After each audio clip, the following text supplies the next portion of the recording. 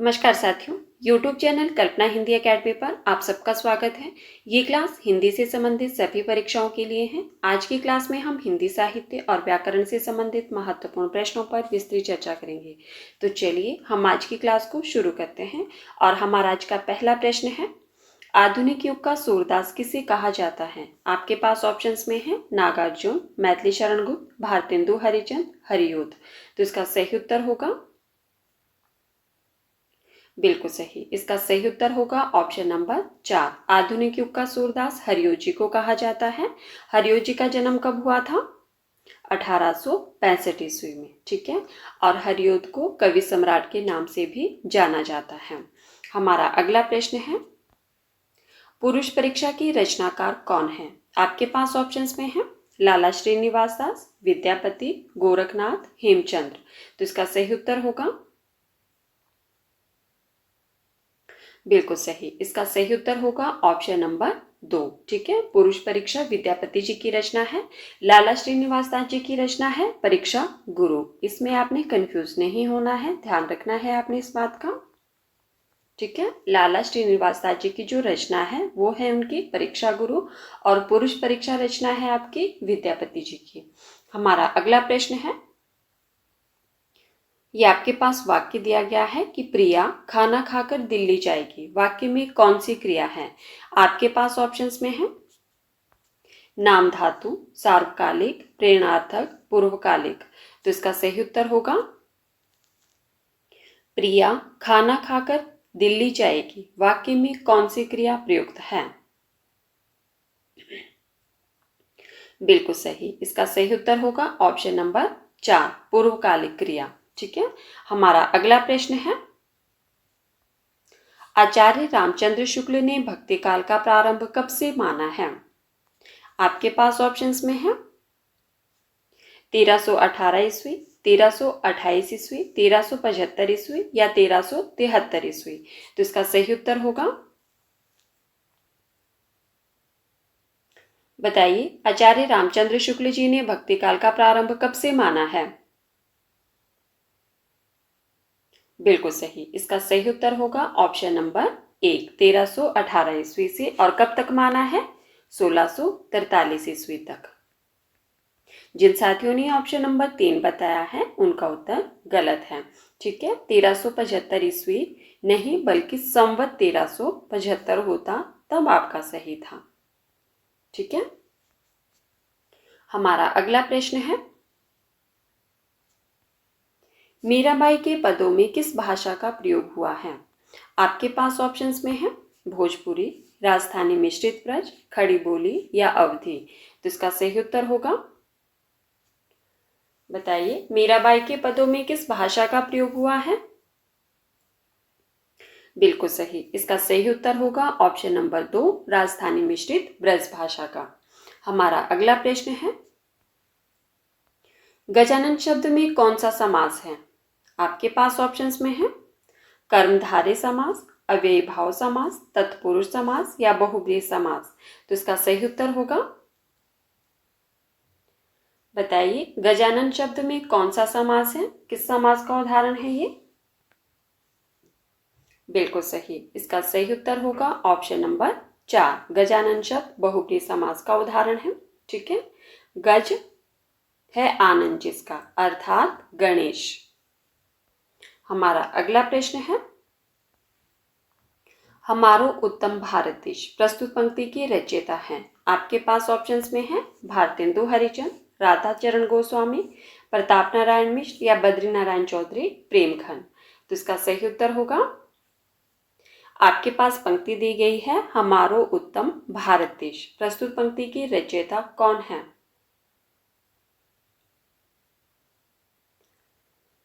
बिल्कुल सही। इसका सही उत्तर होगा ऑप्शन नंबर 2। यह पंक्ति जो है वो राधाचरण गोस्वामी जी की है।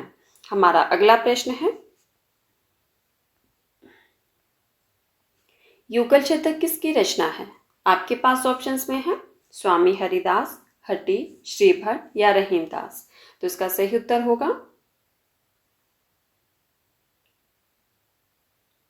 बिल्कुल सही। इसका सही उत्तर होगा ऑप्शन नंबर 3, युगल शतक के रचनाकार कौन है? श्रीभट जी। हमारा अगला प्रश्न है, जो शब्द संज्ञा व सर्वनाम की विशेषता बताते हैं उन्हें क्या कहते हैं? आपके पास ऑप्शंस में है सर्वनाम, विशेषण, क्रिया, क्रिया विशेषण। तो इसका सही उत्तर होगा जो शब्द, संख्या नहीं होगा यहाँ, संज्ञा होगा। ठीक है, जो शब्द संज्ञा व सर्वनाम की विशेषता बताते हैं उन्हें क्या कहते हैं? बिल्कुल सही, इसका सही उत्तर होगा ऑप्शन नंबर 2। ठीक है, उन्हें क्या कहते हैं? विशेषण। हमारा अगला प्रश्न है, निम्नलिखित में से कौन सा कवि ज्ञानमार्गी काव्य धारा से संबंधित है? आपके पास ऑप्शंस में है जायसी, मंजन, कबीरदास या उपयुक्त सभी। तो इसका सही उत्तर होगा, बताइए इनमें से कौन सा कवि ज्ञानमार्गी काव्य धारा से संबंधित है? बिल्कुल सही, इसका सही उत्तर होगा ऑप्शन नंबर 3, कबीरदास जी ज्ञानमार्गी काव्य धारा से संबंधित है। हमारा अगला प्रश्न है, निम्न में से कौन सा मुहावरा नहीं है? आपको बताना है कि इनमें से कौन सा मुहावरा नहीं है। आपके पास ऑप्शंस में है आस्तीन का सांप, उल्लू बनाना, दूर के ढोल सुहावने, कमर टूटना। तो इसका सही उत्तर होगा, बताइए इनमें से कौन सा मुहावरा नहीं है? बिल्कुल सही, इसका सही उत्तर होगा ऑप्शन नंबर 3, दूर के ढोल सुहावने मुहावरा नहीं है, बाकी ये तीनों मुहावरे हैं, आस्तीन का सांप, उल्लू बनाना और कमर टूटना। हमारा अगला प्रश्न है, निम्नलिखित में से राष्ट्रीय सांस्कृतिक कविता के प्रतिनिधि कवियों में सम्मिलित नहीं है। आपके पास ऑप्शंस में है माखनलाल चतुर्वेदी, विजय देव नारायण शाही, मैथिली शरण गुप्त, बालकृष्ण शर्मा, नवीन। तो इसका सही उत्तर होगा, बताइए इनमें से राष्ट्रीय सांस्कृतिक कविता के प्रतिनिधि कवियों में कौन सम्मिलित नहीं है? बिल्कुल सही, इसका सही उत्तर होगा ऑप्शन नंबर 2, विजय देव नारायण शाही। हमारा अगला प्रश्न है, निम्न में से कौन सा वाक्य शुद्ध है? आपको बताना है कि इनमें से शुद्ध वाक्य कौन सा है। आपके पास वाक्य दिए गए हैं, आप लोग ध्यान से देखिए।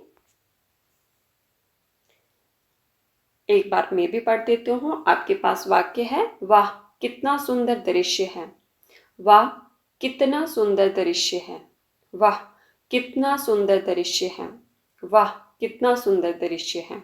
तो बताइए सही वाक्य कौन सा है इनमें से? बिल्कुल सही, सही वाक्य है हमारा ऑप्शन नंबर 4, वाह कितना सुंदर दृश्य है। ठीक है, हमारा अगला प्रश्न है, जी हाँ, यहाँ पे देखो क्वेश्चन मार्क लगाया गया है तो ये भी गलत है। ठीक है, यहाँ पे पूर्ण विराम आना था, यहाँ पे नहीं लगा है तो ये भी गलत है। यहाँ पे ये वाला भी गलत है और ये हमारा सही है। हमारा अगला प्रश्न है, क्या भूलूं क्या याद करूं हरिवंश राय बच्चन जी की आत्मकथा श्रृंखला का कौन सा भाग है? आज टाइपिंग भी ना, आपके पास प्रश्न दिया गया है, क्या भूलूं क्या याद करूं हरिवंश राय बच्चन जी की आत्मकथा श्रृंखला का कौन सा भाग है? आपके पास ऑप्शंस में है पहला, दूसरा, तीसरा या चौथा। तो इसका सही उत्तर होगा, आप जानते हैं कि हरिवंश राय बच्चन जी की आत्मकथा 4 भागों में प्रकाशित हुई थी। ठीक है, तो आपको बताना है कि जो इनका ये भाग है, क्या भूलूं क्या याद करूं, यह इनकी आत्मकथा का कौन सा भाग है? बिल्कुल सही, यह इनका पहला, ठीक है, पहला भाग है ये। और कब प्रकाशित हुआ था? 1969 ईस्वी में। और इनका द्वितीय भाग कौन सा था? नीड़ का निर्माण। ठीक है, 4 भागों में प्रकाशित हुई थी ना नीड़ का निर्माण, वो कब प्रकाशित हुआ था? 1970 ईस्वी में। ठीक है, और तीसरा भाग था बसेरे से दूर। बसेरे से दूर। और ये कब प्रकाशित हुआ था? 1978 ईस्वी में।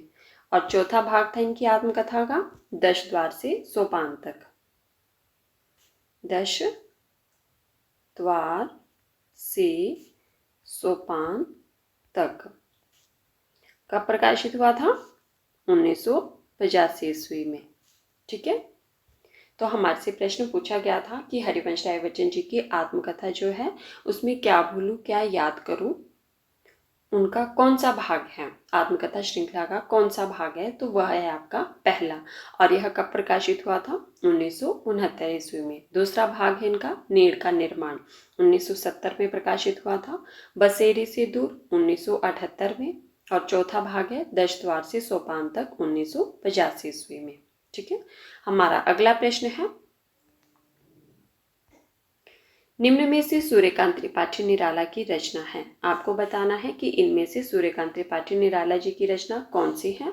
आपके पास ऑप्शंस में है चोटी की पकड़, तितली, हृदय की परख, अंतिम आकांक्षा। तो इसका सही उत्तर होगा, बताइए इनमें से सूर्यकांत त्रिपाठी निराला जी की रचना कौन सी है? बिल्कुल सही। इसका सही उत्तर होगा ऑप्शन नंबर 1, चोटी की पकड़ निराला जी की रचना है 1946 ईस्वी की। ठीक है। और तितली, तितली की रचनाकार कौन है? जयशंकर प्रसाद।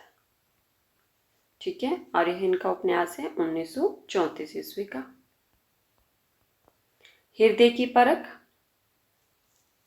किसकी रचना है? चतुरसेन शास्त्री की।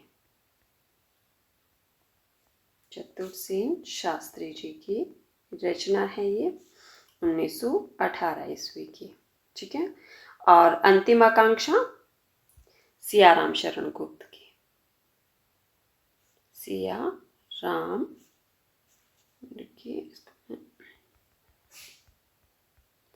अंतिम आकांक्षा किसकी रचना है? सियाराम शरण गुप्त जी की। सियाराम शरण गुप्त जी की रचना है ये। ठीक है। 1934 ईस्वी की। हमारा प्रश्न था कि निम्न में से सूर्यकांत त्रिपाठी निराला की रचना कौन सी है? तो इनकी है चोटी की पकड़, 1946 ईस्वी का उपन्यास है ये इनका। तितली जयशंकर प्रसाद जी की रचना है 1934 ईस्वी का। हृदय की परख चतुरसेन शास्त्री जी की रचना है 1918 ईस्वी की। और अंतिम आकांक्षा सियाराम शरण गुप्त जी की रचना है 1934 ईस्वी की। ठीक है। तो साथियों, ये थे हमारे आज के कुछ महत्वपूर्ण प्रश्न जिन पर हमने चर्चा की। अगर आपको क्लास पसंद आए तो प्लीज़ वीडियो को लाइक कर देना और वीडियो को ज़्यादा से ज़्यादा शेयर भी कर देना। और मुझे कमेंट करके बताना कि आज की क्लास में आपके कितने प्रश्न सही हुए। ठीक है। धन्यवाद। मिलते हैं अगली क्लास में।